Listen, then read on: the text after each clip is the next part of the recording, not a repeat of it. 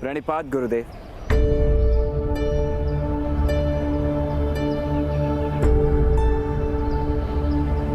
आपने कहा था गुरुद्रोण, यदि सर्वश्रेष्ठ बनने की इच्छा है तो अर्जुन जैसा बनने का प्रयत्न करो। मैंने न केवल प्रयत्न किया है, मैं सफल भी रहा हूं। आप कृपा करके मुझे अपने शिष्य के रूप में स्वीकार कर लीजिए। तुम वास्तव में चमत्कारिक हो पुत्र, परंतु स्मरण रहे, इस विश्व में उत्तम अनेक हो सकते हैं, परंतु श्रेष्ठ केवल एक। मुझे विश्वास है कि यदि मैं आपसे शिक्षा ग्रहण करूंगा तो अवश्य एकमेव सर्वश्रेष्ठ बनकर दिखा सकता हूं।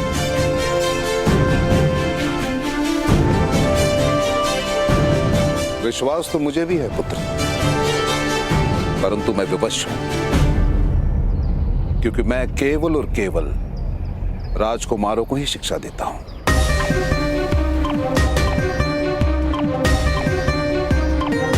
किंतु गुरुदेव, आप इस ब्राह्मण युवान को भी तो शिक्षा दे रहे हैं।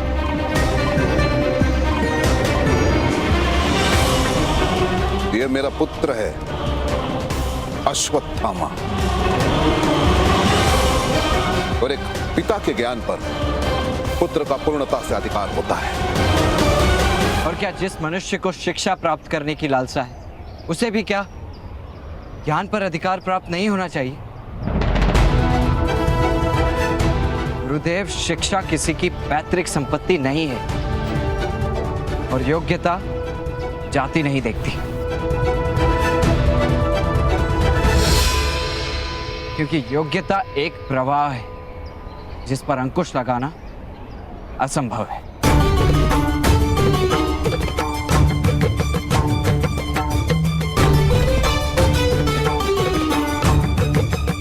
बस करो, शब्दों का खेल मत खेलो।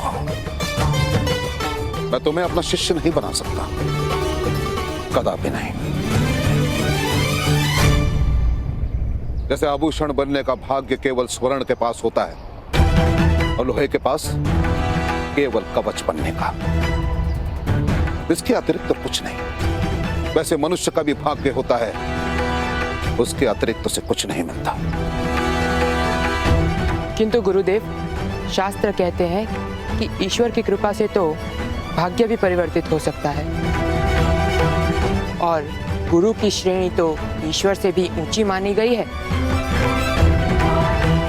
तो गुरुदेव, आप क्यों मित्र कर्ण का भाग्य परावर्तित नहीं कर सकते? दुर्योधन, नीम के पेड़ पर आम तो ईश्वर भी नहीं उगाते। ईश्वर के बनाए गए नियमों को कोई नहीं तोड़ सकता। जब एक सूत को शस्त्र विद्या प्राप्त करने का अधिकार ही नहीं, तो गुरुदेव अधर्म किस प्रकार कर सकते हैं? तो प्रकट करो ईश्वर को यहां और सिद्ध करो कि ये उसी का बनाया हुआ नियम है। अब असत्य है, ब्राह्मण और क्षत्रियों का रचा हुआ नियम है ये। शक्ति और सामर्थ्य में किसी से भी कम नहीं हूं मैं। प्रश्न शक्ति या सामर्थ्य का नहीं है सूत पुत्र कर्ण।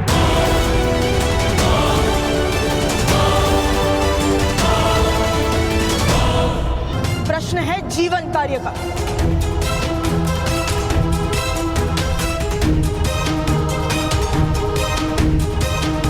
और तुम्हारा जीवन कार्य है अपने समग्र सामर्थ्य का उपयोग करके विश्व का श्रेष्ठ सारथी बनना। विश्व के श्रेष्ठ सारथी का नाम है अधीरथ सुषेण,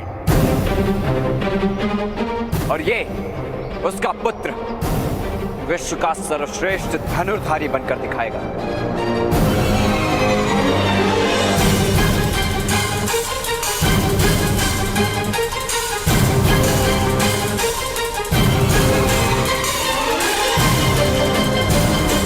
मेरा मार्ग कोई अवरुद्ध नहीं कर सकता।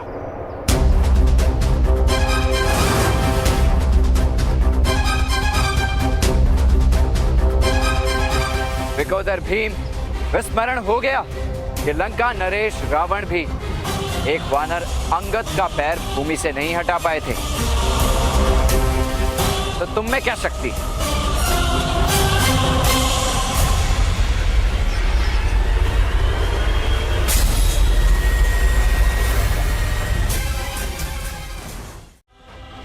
जिस तरह मेरा दिव्य कवच तुम्हारी गदा खा गई भीम, उसी तरह एक समय आएगा जब मैं तुम्हारा सामर्थ्य भी खा जाऊंगा। तो तुम अपने कवच के कारण स्वयं को शक्तिशाली मानते हो?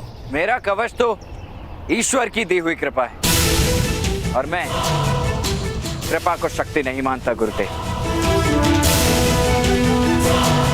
आवश्यकता पड़ने पर कवच के तन से उतरने के पश्चात भी मैं अपनी शक्ति सिद्ध कर सकता हूं,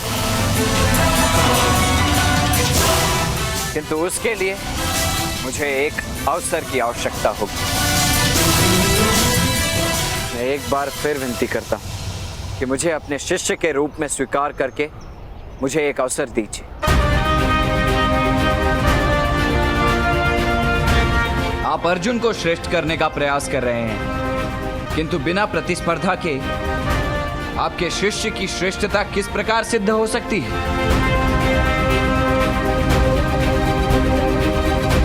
अर्जुन की श्रेष्ठता सिद्ध करने के लिए उचित होगा कि आप मुझे शिष्य के रूप में स्वीकार कर लें। असंभव! यह कदापि शक्य नहीं है कर्ण। इस क्षण चले जाओ मेरे आश्रम से, इस क्षण।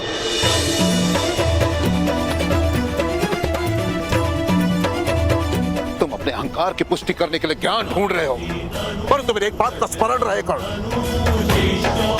कि जब ज्ञान ढूंढते हैं उन्हें अवसर मिलता है, और जो अवसर ढूंढते हैं उन्हें ज्ञान कभी नहीं मिलता। स्मरण रहे।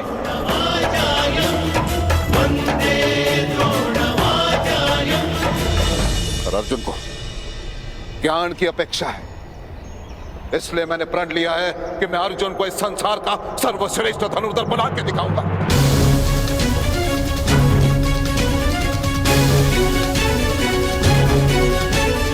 अर्जुन, क्या तुम मेरे इस प्रण को पूरा करने में सज्ज हो?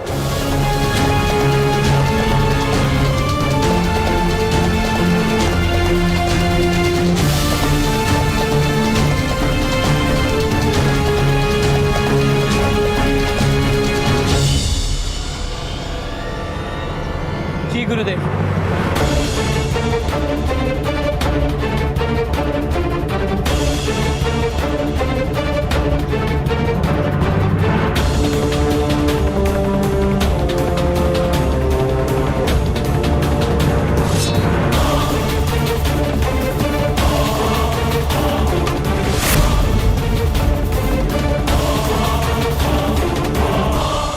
मैं आपका प्रण अवश्य पूर्ण करूंगा।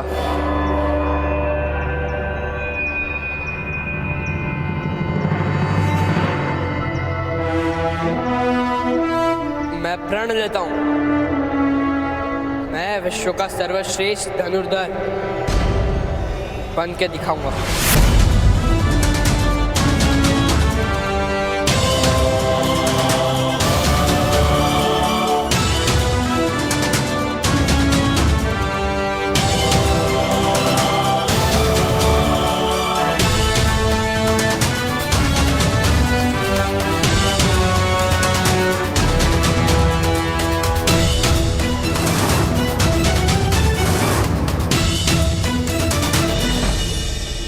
मैं भी आपको एक वचन देकर जाता हूं गुरुदेव, जिसे आप विश्व का श्रेष्ठ धनुर्धारी बनाने का प्रयत्न कर रहे हैं। मेरे जीवित रहने तक कोई भी उसे सर्वश्रेष्ठ धनुर्धारी नहीं कह पाएगा।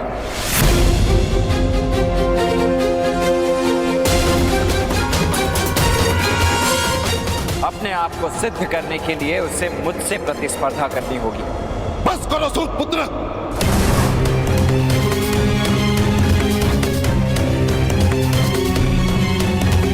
बस करो। मेरे क्रोध की परीक्षा मत लो, अन्यथा अनर्थ हो जाएगा। बस स्मरण रहे, वानर कूद कर वृक्ष पर तो जा सकता है, परंतु पक्षी की भांति आकाश को स्पर्श नहीं कर सकता। वैसे ही धर्म ने, परंपरा ने, नियति ने केवल और केवल अर्जुन को श्रेष्ठ का अधिकार दिया है। केवल अर्जुन।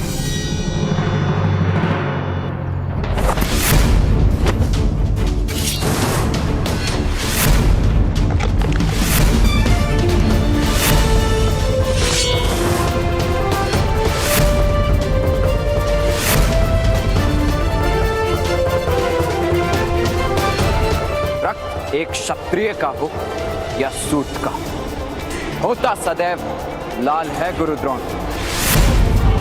यदि शिक्षा प्राप्त करने का संकल्प दृढ़ हो तो एक सूत की नियति भी बदलती है और सर्वश्रेष्ठ धनुर्धारी बनना अब मेरे जीवन का लक्ष्य होगा और कर्ण का ये प्रण है।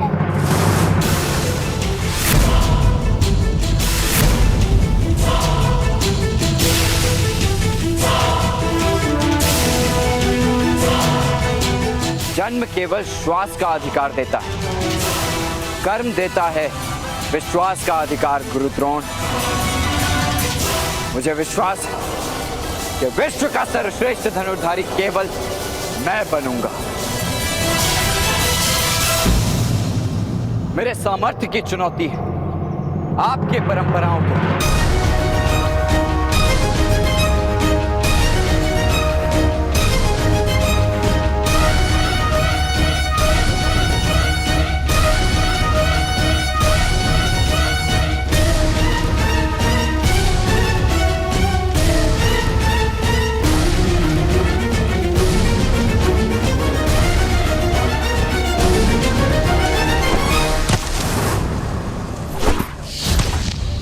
क्रोधित होने की आवश्यकता नहीं है कर्ण। भूल हमारी ही थी जो हमने क्षत्रियों के कुलगुरु से न्याय की अपेक्षा की। क्षत्रिय हो या ब्राह्मण, कोई अपने से नीचे वर्ण को आदर नहीं देता। मैं केवल और केवल राजकुमारों को ही शिक्षा देता हूँ। जब एक सूत को शस्त्र विद्या प्राप्त करने का अधिकार ही नहीं तो गुरुदेव अधर्म किस प्रकार कर सकते हैं? कि जो ज्ञान ढूंढते हैं उन्हें अवसर मिलता है और जो अवसर ढूंढते हैं उन्हें ज्ञान कभी नहीं मिलता। स्मरण रहे। इसलिए मैंने प्रण लिया है कि मैं अर्जुन को इस संसार का सर्वश्रेष्ठ धनुर्धर बना के दिखाऊंगा। मैं प्रण लेता हूँ, मैं विश्व का सर्वश्रेष्ठ धनुर्धर बन के दिखाऊंगा। परंपरा ने, नियति ने केवल और केवल अर्जुन को श्रेष्ठ का अधिकार दिया।